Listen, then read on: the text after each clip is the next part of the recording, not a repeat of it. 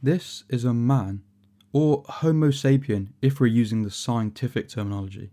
And this is a lizard, a member of the reptile family. Apart from potential lizard people living amongst us, you might not think these two have anything in common.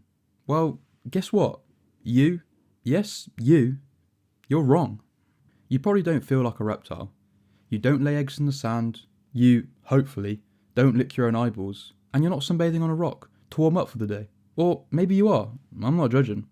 But what if I told you, deep inside your body, your cells, and even your bones are carrying ancient reptilian secrets?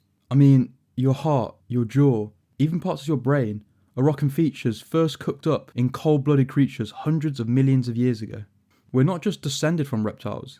In some very real ways, we are still reptiles. Confused? Intrigued? Slightly offended? Good. Because in the next few minutes, we're going to dive into evolution's weirdest family tree, and by the end of it, you might just start calling your grandma a lizard. So what actually is a reptile? Like, scientifically. Not just anything that looks like it could be hiding in your shed. Turns out reptiles are a real biological group, with a set of clear and defining features. They're not just leftovers from the dinosaur days. They're still around, thriving, and pretty successful. First off, reptiles are ectothermic, meaning they don't make their own body heat. No internal furnace. If they want to warm up, they sunbathe. If they want to cool down, they slither into shade. It's basically like being a living solar panel. Second, they lay amniotic eggs. That's a fancy way of saying eggs with a tough waterproof shell and their own little fluid-filled world inside. This allowed reptiles to conquer land, like absolute legends, laying eggs without needing to plop them in the water like amphibians do. Obviously, evolution is gradual, but imagine just one day laying an egg and it's hard rather than gooey. What the? Is this my kid? What's going... Something's happened here.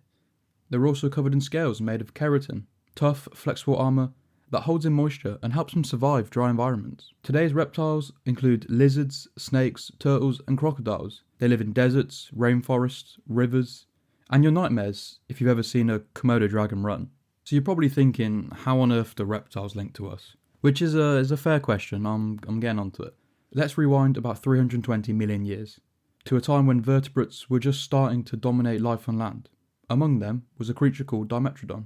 It had a massive sail on its back, a mouth full of sharp teeth, and the kind of swagger that makes you think it's got to be a dinosaur. But Dimetrodon wasn't a dinosaur, and despite its scaly look, it wasn't even a reptile. Dimetrodon belonged to a group called Synapsids, which is actually the evolutionary lineage that mammals, including humans, eventually came from. Around this time, land-dwelling animals were split into two major branches: synapsids, which would then lead to mammals, and diapsids, which would give rise to modern reptiles, dinosaurs, and birds. Even though both groups started from similar-looking ancestors, they were already heading in different directions. Synapsids, like Dimetrodon, began developing traits that hinted at where things were going: more complex jaws, changes in skull structure, and an early shift towards warm-bloodedness. So while reptiles today come from the diapsid line, humans are part of this other branch that happened to look reptilian in the beginning. Dimetrodon may look like it belongs in Jurassic Park, but is actually closer to your family tree than any lizard or crocodile alive today. Think of it as your prehistoric prototype, the rough draft before mammals got fur and started milking. Strange. After the split between synapsids and diapsids, our ancestors, the synapsids, gradually began to change. Their limbs shifted underneath their bodies, their jaws became more efficient, and some even started developing fur to conserve heat. This was the slow rise towards warm-bloodedness. By the Permian period, synapsids were the dominant land animals. But after the Permian mass extinction, only a few survived, mostly small, tough creatures. These survivors evolved into therapsids, which looked even more mammal-like. Over the next 100 million years, these therapsids kept evolving. They began giving birth to live young. Their teeth became specialised, incisors, canines, molars, designed for chewing. Parts of their jaw shifted into the middle ear, improving hearing. During the dinosaur age, early mammals were small, nocturnal, and lived in the shadows. Think like ferrets or even smaller, but they were adaptable. And when the dinosaurs disappeared, mammals took over. The transition from scaly, sprawling predators to warm-blooded, fur-covered mammals wasn't fast or flashy. But over millions of years, the changes added up, and eventually, they led to us. But even after all that change, not everything from those early days disappeared. In fact, if you look closely, parts of your body still carry traces of your ancient reptile-like past. So I've kind of lied. I've led you on a bit of a wild goose chase here. You're not actually a lizard.